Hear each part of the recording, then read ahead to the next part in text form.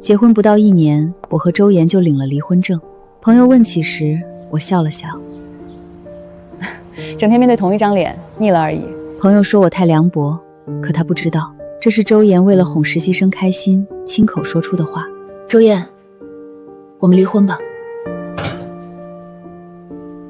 为什么？相恋7年，我们已经将彼此看作自己的亲人，认定余生对方都将陪在自己身边，不会轻易离开。昨晚我抱着你睡觉时，你甩开了我的手，说很热。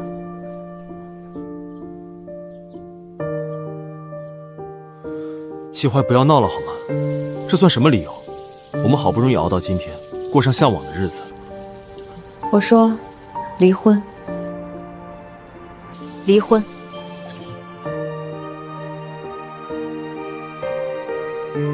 你决定好了吗？我尊重你的意愿。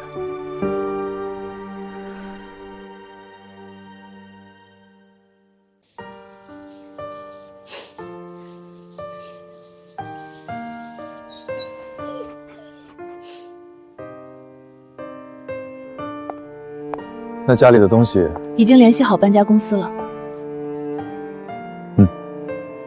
他应该也没想到我的动作会这么快，快到从民政局出来不到2小时，家里就已经被搬空一半。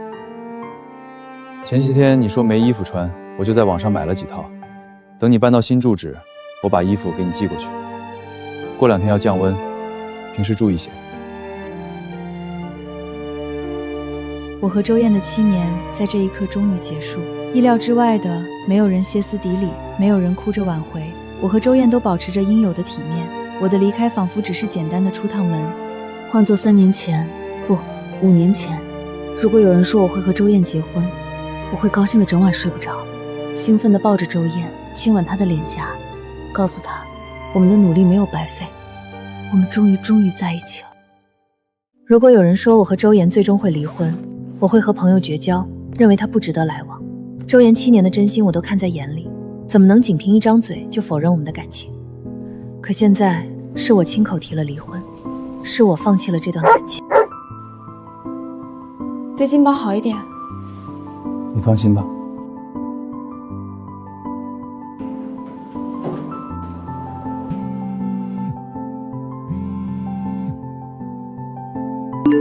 你疯了吗？好不容易熬到和周燕结婚，你怎么搞这一出？你忘了你以前有多喜欢周叶了吗？宁愿跟着他缩在10几平的出租屋子里，也不愿意分手。现在他终于出人头地了，有钱了，有地位了，你总算熬出头了，你说离就离。我一阵恍惚，依稀记得曾经的自己和周岩也是这样，两人挤在没暖气的出租屋里，到了冬天，他会把我的脚疮揣进怀里。齐怀，对不起，都是我没本事，才会让你跟着我一起受苦。等以后我们有钱了，我给你买个大别墅，暖气开得足足的，地上铺满厚厚的毛毯，就算光脚走也不会觉得冷，好不好，齐怀？周岩，你钱多的没处花吗？干嘛铺那么多地毯？我们都要好好努力，到时候你要给我买很多好吃的，带着我四处旅游，到时候要一起看世界。好，齐慧，我答应你。其实我并不觉得那时候是在吃苦，我们都有一个共同的目标，为了让对方过上更好的生活而努力。我不禁想，到底是怎么走到这一步的？估计是那天周岩迟迟没有回家，打电话也不接。我打通公司的电话，才知道周燕2小时前就已经下班了。他就那样坐在车里2个小时，不接电话也不回家。从那一刻开始，我觉得我们的婚姻也不过如此。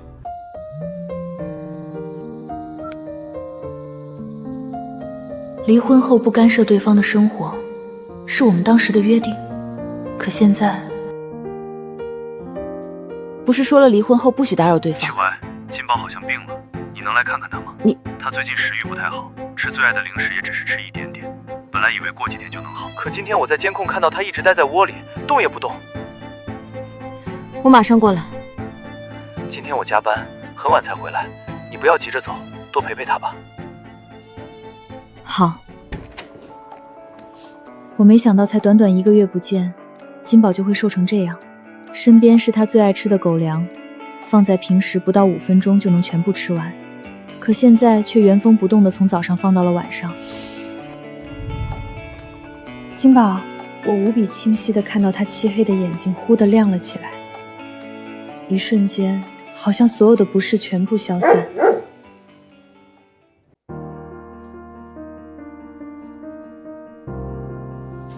原来金宝是想用最珍贵的东西换我留下。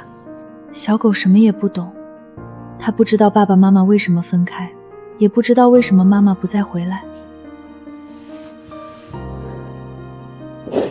金宝，你乖乖听话，好好吃饭，好吗？对不起啊，金宝。这是离婚后我第一次哭。我读懂了他的心声。他说：“妈妈，我会乖乖的，让我和你一起走好吗？”金宝是我和周岩意外捡到的。哎呀，没喝够，再来2瓶啤酒吧。嘘。周岩，这儿有一只小狗。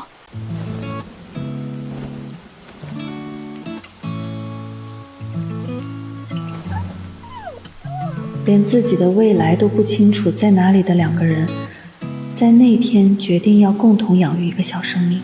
周燕没有养过狗，我也没有。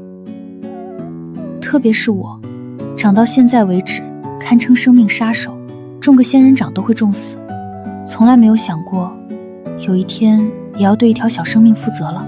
周燕，冰箱里有鸡翅，我现在赶紧拿出来解冻，等会儿喂它吃。拜托，它最多也就1个月，现在正是吃奶的年纪，奶粉它需要奶粉。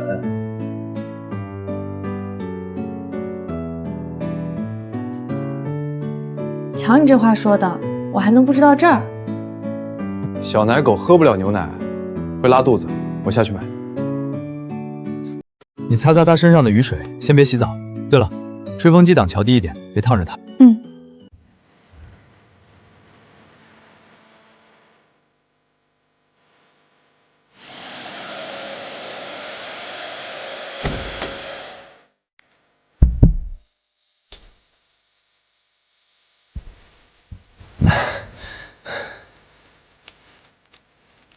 我们给它起个名字吧，叫金宝怎么样？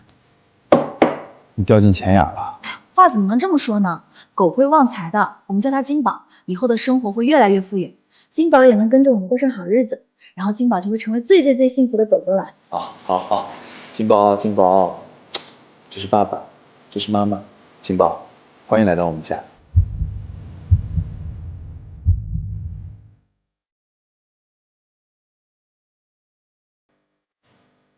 金宝还在这儿呢。它还小，不懂。金宝一天天长大，渐渐的也能明白爸爸是指周燕，妈妈指的是我。他会在早上6点准时叼起遛狗绳到床边。妈妈在睡觉，别吵到她。等我睡醒时，周燕已经做好了早餐，饭香味弥漫在整个客厅里。醒了。那时我也会在下班时跟周燕一起啃一块饼，也会为了要不要多加一块肉犹豫。但是我们俩相视一笑的时候，又觉得幸福到眩晕。那个时候，我觉得所谓幸福也不过是2人1狗，一方温馨的小家。那时候我们一无所有，周围的朋友都劝我找一个经济条件更好一些的男生，但是我坚定地相信着我会和周燕一起走过余生。没有人比我们更契合，没有人比我们更相爱。至于物质，我们可以一起去挣。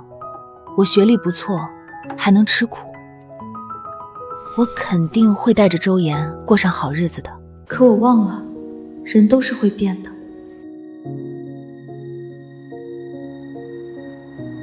周岩还没有回来，不知道究竟是工作太忙，还是想躲着我。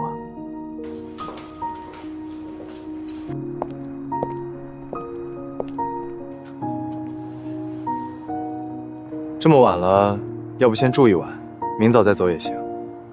你要是不想看见我，我可以睡车里。不用了，你赶紧回去吧，明天还要上班。齐淮，你是认真的？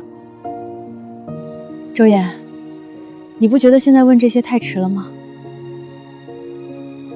你答应离婚答应的那么痛快，我还以为你早就受够了，宁愿待在车里待2个小时，也不愿回家陪着我。我只是有点累了，我只是想要一点休息的空间，这也有错吗？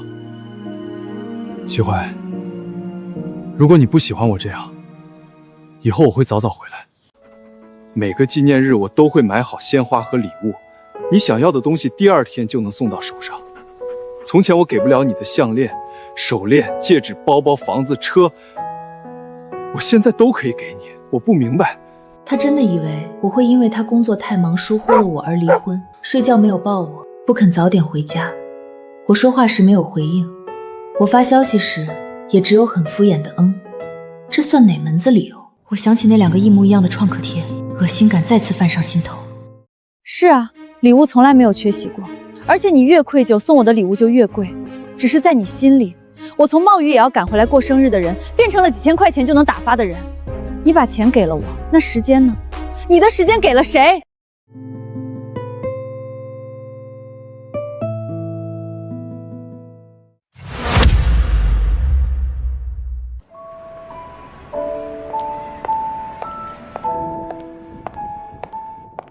宋妍的存在并不算什么秘密，那是我们在一起的第6年。周岩的事业终于有了些起色后，为了早点和我办婚礼，他开始整晚加班，有时候一整天不吃饭都是常态。我特意跟着网上的教程学了营养餐，想着给他送来。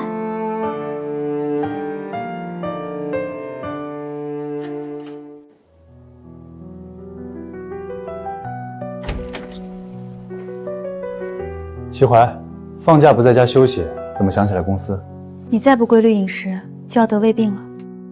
我还要娶你，怎么会搞垮身子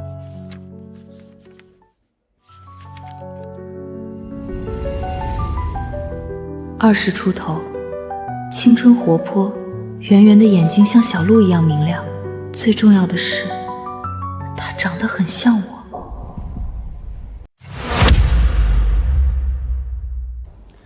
是吧？我也没想到天底下还有这么相像的2个人，就是性格不像你，又闹腾又咋呼。当年的你比他聪明可靠多了。人家年纪还小，总要历练历练才行。履历和能力倒也说得过去。明天让他来上班试试。当时的我完全没觉得是在引狼入室。周燕望着宋妍简历的目光冷静又理智，甚至犹豫再三才同意了我的提议。我相信他完全是出于鄙视面试的综合考量，才会同意接收宋妍实习生。也许一开始确实是这样。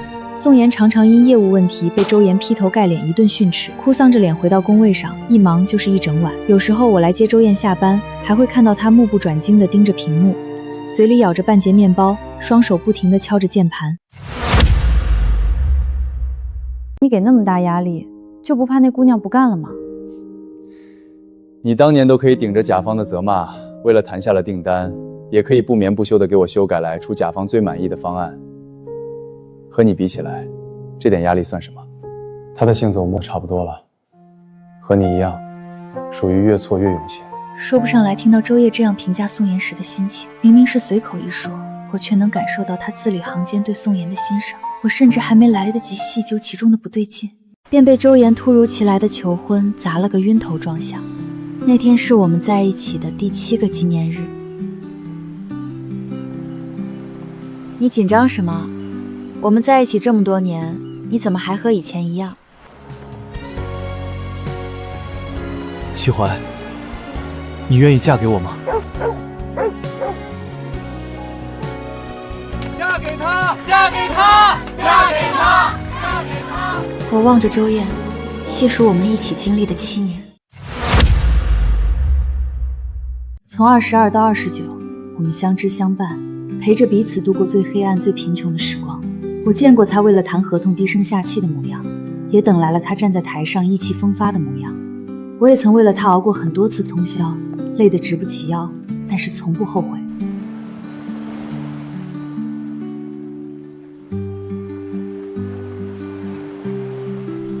我太过喜悦，以至于没有。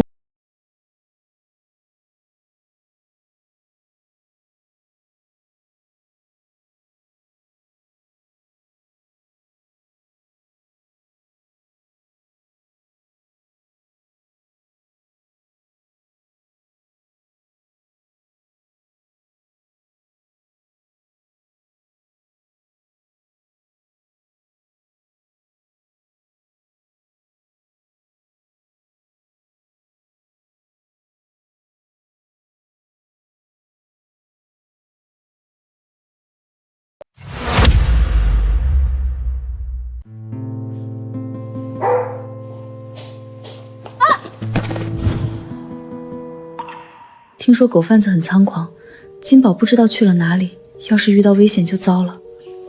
金宝，金宝，金宝！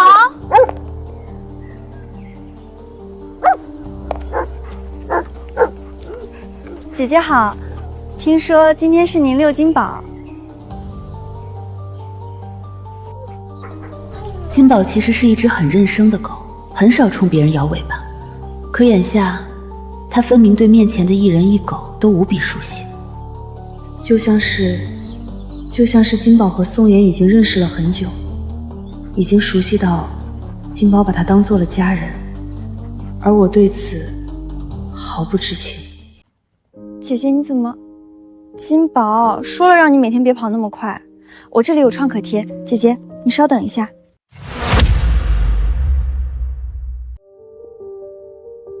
他顺口训斥金宝的模样实在太自然了，我不敢想每个睡熟的清晨，周岩和宋妍都在做什么，有多久了，到哪一步了？暧昧、拥抱、接吻，还是上床？脑中一团乱麻。我不知道，我不想猜。滔天的疲惫将我淹没。不用了，小生，我先走了。金宝，回家。我怕金宝没玩够，赖在宋妍身边不肯走，怕宋妍开口虚情假意的挽留。不过幸好，金宝还是快步跑到了我身边。幸好还有他在我身边。没事，金宝，我没事。其实路上我还在犹豫，如果是我误会了他们的关系呢？万一只是碰巧呢？我伪装成只是摔了一跤的样子。金宝在外面跑得太快，害我摔了一跤，疼死我了。幸好没遇到什么熟人，不然可就太丢脸了。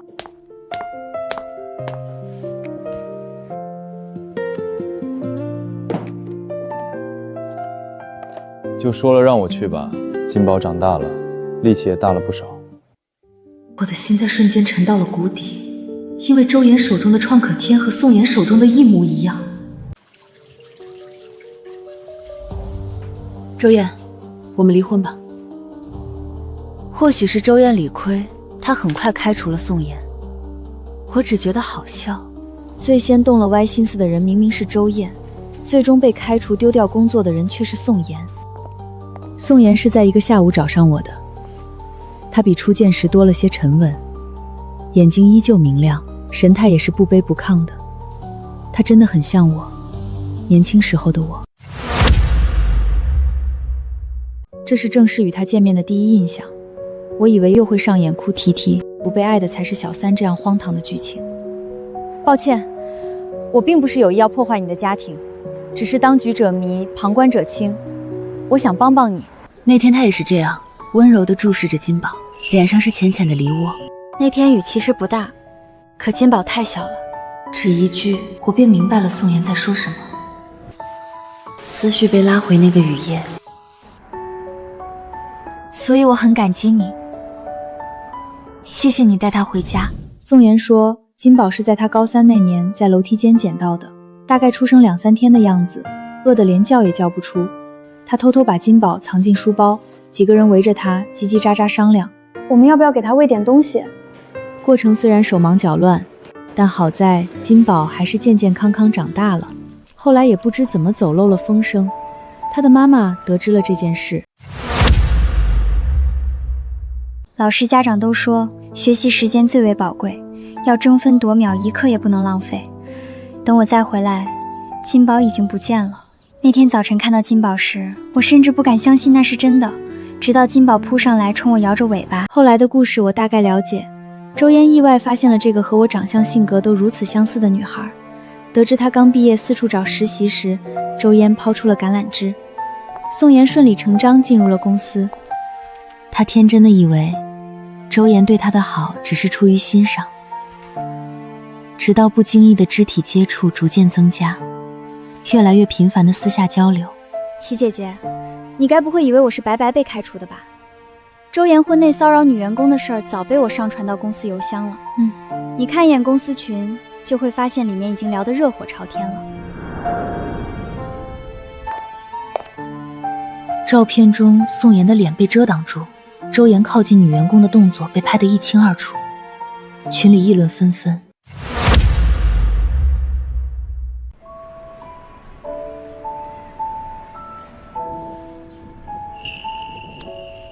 你值得更好的。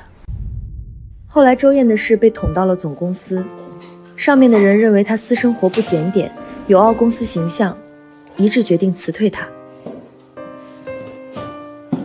齐淮，我也没想到周岩会是这样的人，你别难过，好男人有的是。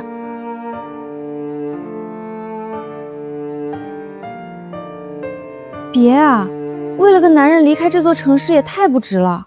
怎么会呢？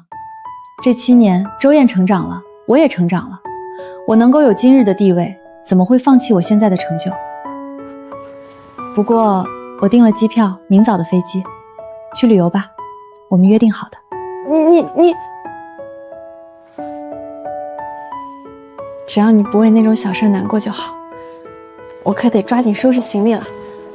齐淮，明天见啊！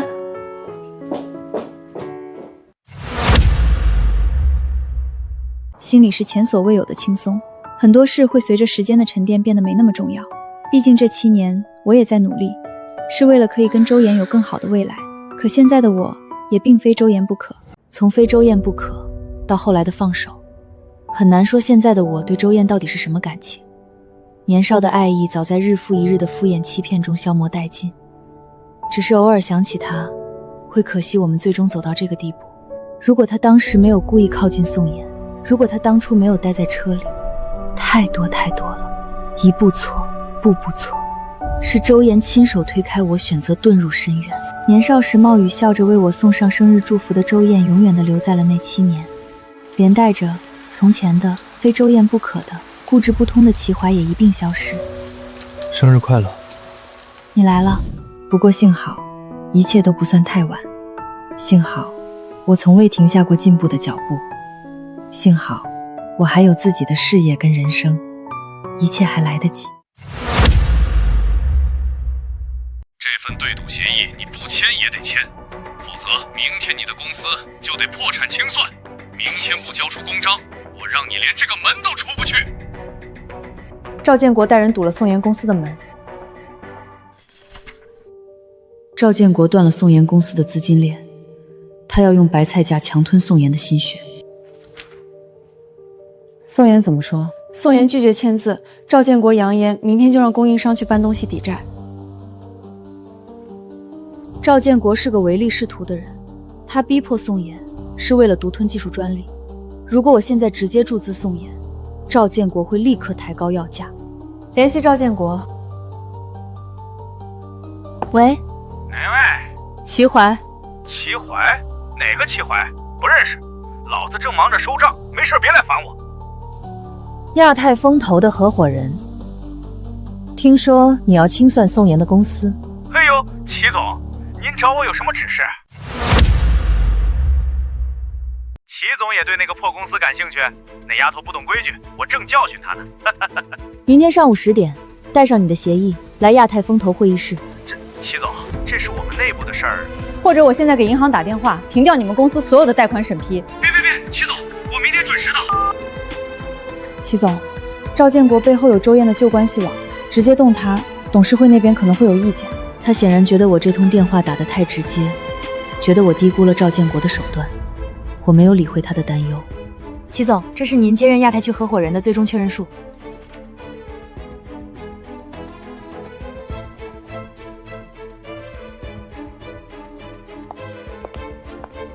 通知法务部准备一份剥离资产的合同。收购宋妍的公司吗？不，明天我要让赵建国的公司滚铺盖走人。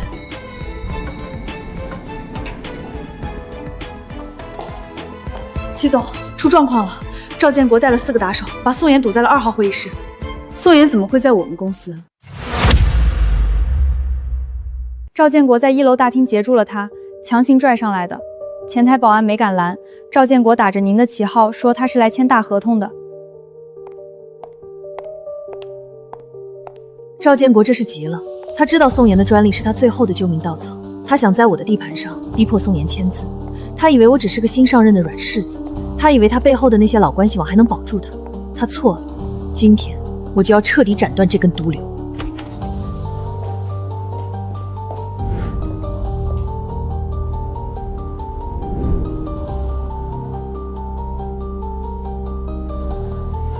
宋妍，你别给脸不要脸，这里是亚太风投，我马上就要见齐总了。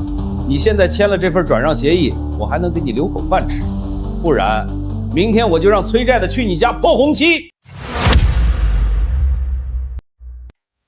赵建国，这专利是我们团队熬了3个月的血汗，你休想拿走。血汗？你那点破代码值几个钱？要不是我给你兜底，你连下个月的服务器租金都交不起。你是哪个部门的助理？懂不懂规矩？没看到我正在谈几10万的大生意吗？出去倒杯水去。没长眼睛啊，赶紧滚出去！齐姐姐，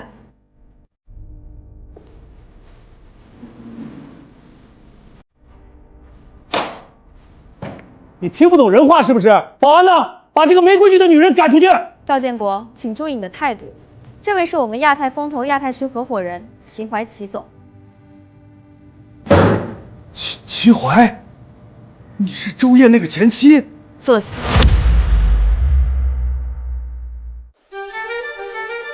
他现在心里一定在疯狂盘算，他一定觉得我是靠着什么见不得人的手段爬上来的。他这种信奉男权职场潜规则的人，永远无法理解一个女人的能力。原来是你！我说亚太风投怎么突然对这破初创公司感兴趣？齐怀，你是在这儿公报私仇吧？想给周燕的小情人撑腰？我没空跟你叙旧，谈谈你的公司。谈什么？谈你怎么用亚太的钱补贴这个第三者。齐怀，你可真够大度的。不过我告诉你，宋妍的专利我今天必须拿走。宋妍的专利在他手上，你想要找他去？你一个刚上任的合伙人，敢为了私人医院砸了公司的招牌，王董要是知道了，你吃不了兜着走。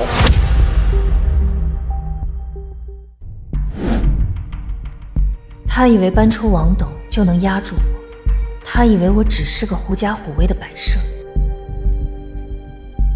赵建国，你公司的账面资金只剩下28万5千，供应商的货款拖欠了整整3个月。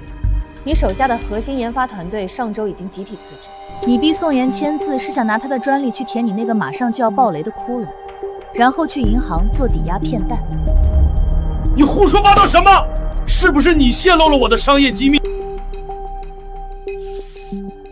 这是你公司在13家银行的贷款逾期记录。你怎么会弄到这些？他害怕了，他终于意识到我不是在开玩笑，我掌握了他的致命死穴。我已经通知了风控部，从现在起，亚太风投全面冻结对你公司的所有评估，各大银行也会在10分钟内收到你的真实财务报告。齐怀，你敢断我财路？我不仅断你财路，林娜，把剥离合同给他，签了它，把你手里那点破烂资产以1折的价格抵给亚太，明天带着你的人滚出产业园。我签你妈！齐怀，你别装了，你这么搞我不就是因为周岩吗？周岩现在混得连条狗都不如，你要是放我一马，我明天就提拔周岩当部门经理，让他重新风光起来，怎么样？他以为周燕还是我的软肋，他以为我还会为了那个曾经背叛我的男人妥协，他把女人的价值永远绑定在男人身上。周燕的死活跟我有什么关系？你以为你算老几？你不过就是个被周燕甩了的破鞋。你信不信我让周燕？保安，把他扔出去。放开我！你们干什么？齐怀，你给我等着！你别以为这事就这么算了。我认识你们总部的王总。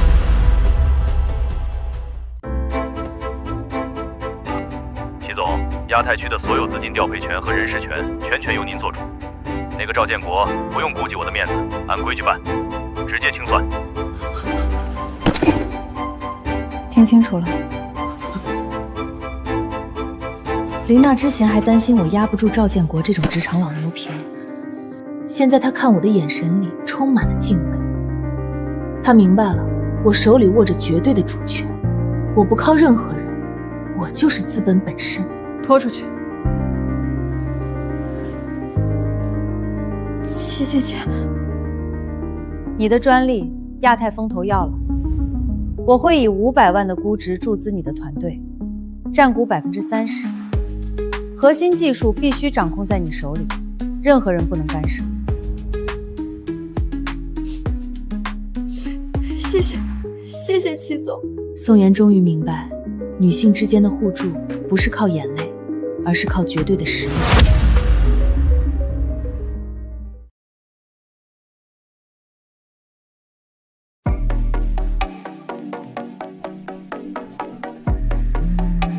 亚太风投内部系统提示：对赵建国民企业资产剥离程序已启动，该企业已被列入行业黑名单。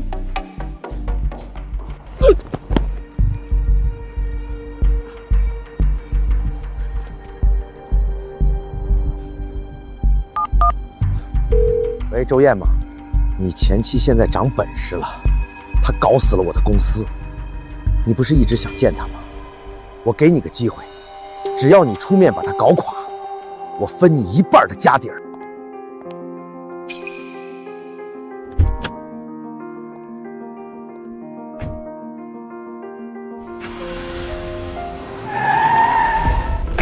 他为什么会在这里？赵建国刚被赶出去，他就出现了。很明显，赵建国把他当成了最后的救命稻草。他以为7年的感情还能让我手下留情，他以为他出面，我就会把吃进去的肉吐出来，真是蠢得可笑。你开说，我们谈谈。齐怀，齐怀，你终于肯见我了。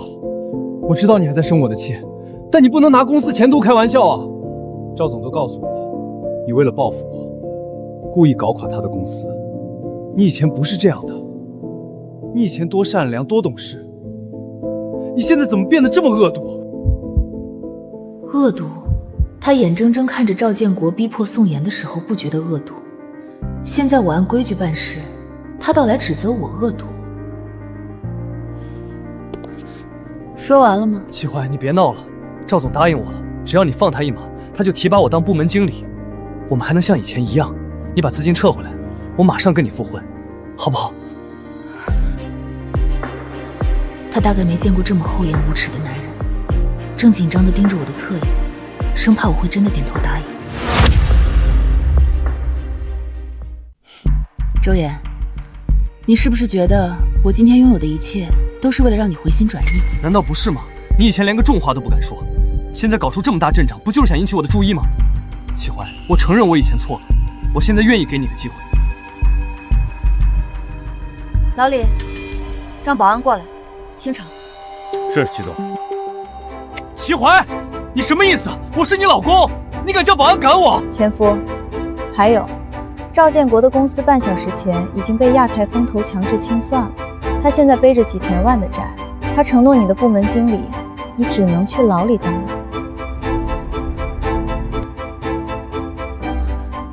不可能！7年前，周燕在大雨里跑了2条街，只为了给我买一块生日蛋糕。她把蛋糕护在怀里，浑身湿透，笑着对我说：“以后一定会让我过上好日子。”以后一定会让你过上好日子。赵总，那个在雨中护着蛋糕的男人早就死得干干净净了，现在站在我面前的只是一个为了利益毫无底线的废物。齐总，抱歉，是我们没看住。把他拖走，以后这个人永远不准踏入亚太风投的产业园半步。是。放开我，齐怀，你不能这么绝情，齐怀，你会有报应的，你会有报应的。开车。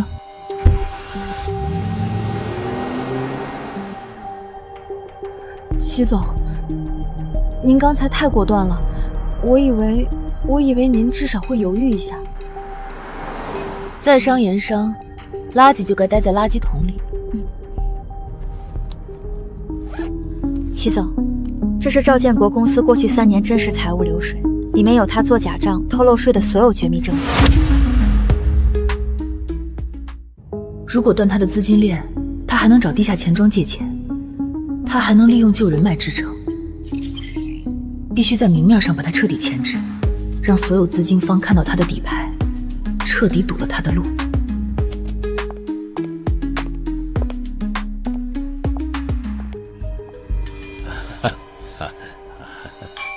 各位，这是城南联合商会的担保协议，亚太风投不投我，有的是人投。昨天那个姓齐的女人就是公报私仇。齐怀，你来的正好。你以为断了我的贷款，我就死定了？我告诉你，我赵建国在这个圈子混了20年，我的人脉你根本想象不到。今天这笔2000万的过桥资金一到账，我马上就能盘活。齐总，年轻人做事留一线，赵总根基深厚，你们亚太风投也别太绝了。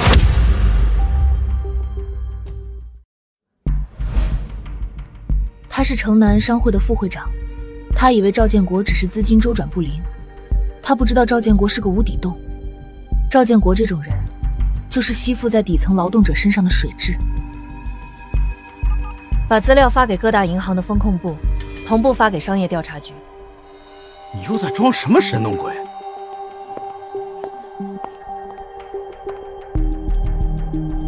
赵建国，你的公司过去3年虚增利润6800万，隐瞒负债1.2个亿。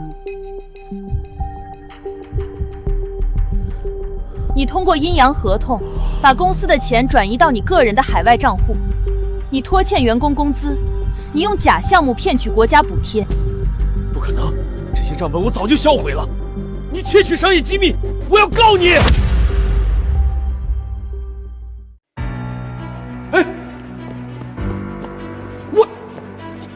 哎，他知道，从这一刻起，赵建国在这个行业里再也没有翻身的机会。姓赵的，你拿假账本来骗老子担保，你他妈想拉我一起死？不是的，李总，你听我解释。是这个女人搞鬼，是她做假证据害我，还敢嘴硬！赵建国现在就像一条被抽了筋的野狗，他引以为傲的旧规则，在绝对的资本和铁证面前不堪一击。赵建国，我们接到实名举报，你涉嫌职务侵占和重大财务造假，请跟我们走一趟。我不走，我没造假，周烨可以给我作证。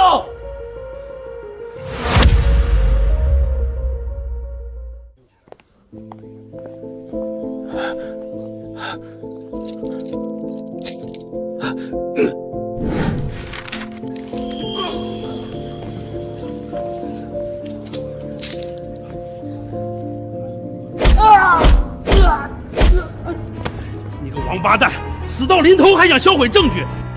齐怀，你赢了，你满意吗？带走。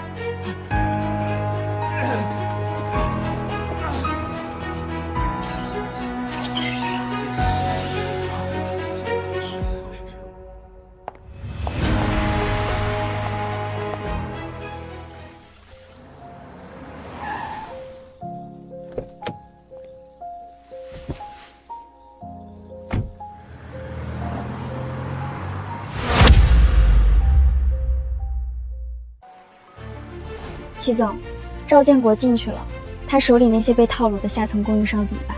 下午1点，亚太风投会发布公告，愿意接受债务重组的，亚太会注入过桥资金，不愿意的，按破产清算程序走。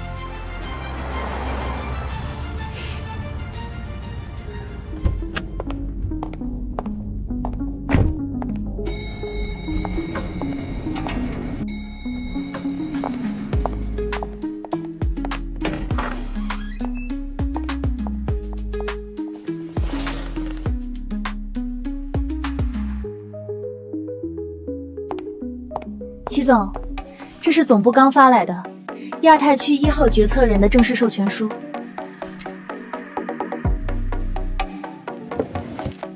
看看，全资收购。齐总，您之前说只占30%，赵建国倒了，他留下的市场份额，亚太风投要全部吃下。你那家初创公司的壳子太小，装不下这么大的盘子。我成立了新集团。你来做执行 CEO， 技术团队全部归你管，资金我来兜底。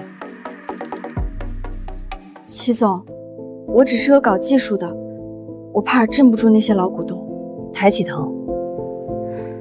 你以为我选你是因为同情？你的专利技术能垄断未来3年的下沉市场，这就是你的底气。谁不服，让他来找我。林娜大概从未见过有人敢直接把这么大的盘子交给一个刚出头的新人。我签。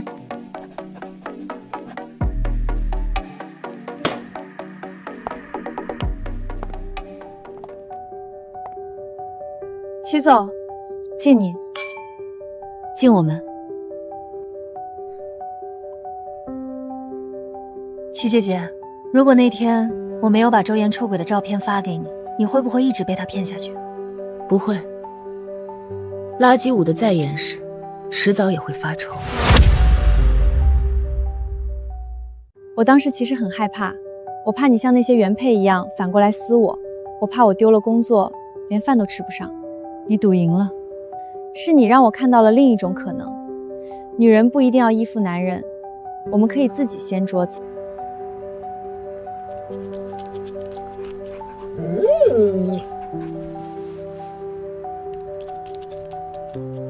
他真可爱，他叫金宝。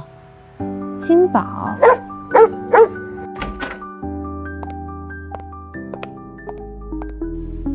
齐总、宋总，各部门高管已经在会议室等候了。